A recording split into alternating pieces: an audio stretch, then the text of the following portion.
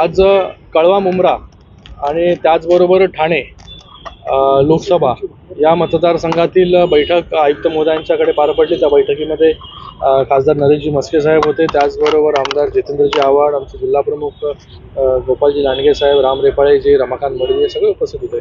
त्यामध्ये कळव्यामध्ये जे स्विमिंग पूल आहे त्या स्विमिंग पूलच्या ठिकाणी multi storey vertical sports complex ही नवीन संकल्पना आम्ही घेऊन येतोय। 10 कोटी रुपये अगोदरच मंजूर झाले त्याच्यासाठी, म्हणजे कळव्याच्या नागरिकांसाठी स्विमिंग पूल बरोबर बाकी एमेनिटीज, बॅडमिंटन असेल, लॉन टेनिस असेल, क्रिकेट असेल, सगळ्याच गोष्टी, स्क्वॉश असेल, या सगळ्या गोष्टी त्या एकाच ठिकाणी त्यांना मिळतील।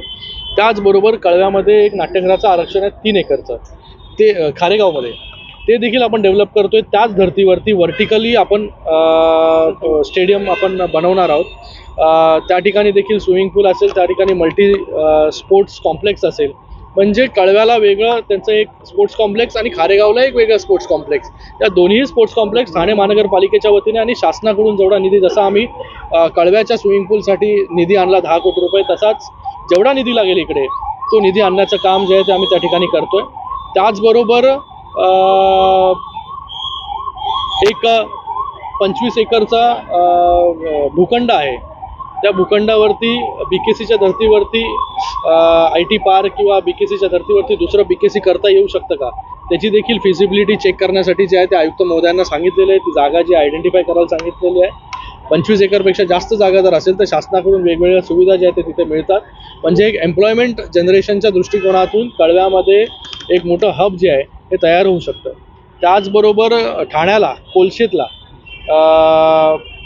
एक टाउन पार्क हा देखील प्रपोजल जो आहे तो ठाणे महानगरपालिकेने तयार केलेला आहे। त्याचे देखील आज प्रेझेंटेशन पाहिलं, म्हणजे एकंदरीत त्या टाउन पार्कमध्ये कन्व्हेन्शन सेंटर असेल, स्पोर्ट्स कॉम्प्लेक्स असेल, बाकी सगळ्या एक जसं सेंट्रल पार्क केलेलं आहे आपण ठाण्यामध्ये, त्याच धर्तीवरती सेंट्रल पार्क देखील त्या ठिकाणी होऊ शकतं।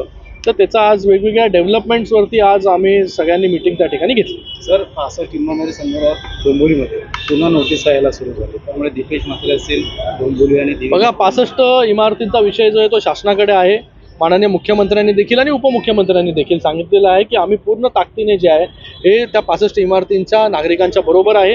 त्यांना जे काही रिप्रेझेंटेशन कोर्टामध्ये करायचे ते देखील करण्याचं काम जे आहे ते शासनाकडून आम्ही आमच्या लोकप्रतिनिधींकडून सुरू आहे। कळव्यामध्ये देखील काही अनधिकृत इमारती आहेत, त्यांना देखील नोटीस यायला सुरू झाली, त्यांच्यावर कशा प्रकारची कारवाई वगैरे केली जाईल? आता मला डिटेल माहिती नाही की बाबा कळव्यामध्ये कुठल्या इमारतींना दिलं, जसं 65 इमारतींचा आम्हाला विषय माहिती आहे, तर कळव्यामध्ये मी इन्फॉर्मेशन घेतो आणि त्याच्यावरती जास्त काय मी बोलू शकतो। अनधिकृत बांधकामासंदर्भात या बेकायदा बांधकामासंदर्भात महापालिकेने कठोर पावलं उचलणं गरजेचं आहे, मात्र उशिरा जाग येते। त्यानंतर महापालिकेला आता आयुक्तांना देखील सांगितलेलं आहे की याच्या पुढे जे आहे हे अनधिकृत बांधकामं जी आहे ती झाली नाही पाहिजे। अनधिकृत बांधकामं झाल्यामुळे त्याच्यामध्ये सर्वसामान्य माणूसच भरडला जातो, त्याला माहिती नसतं अधिकृत आहे अनधिकृत आहे। मला वाटतं हे मुळात झालेच नाही पाहिजे, आणि जर होत असतील तर त्याच्यावरती कठोर अशी कारवाई जी आहे ती महापालिकेकडून झालीच पाहिजे।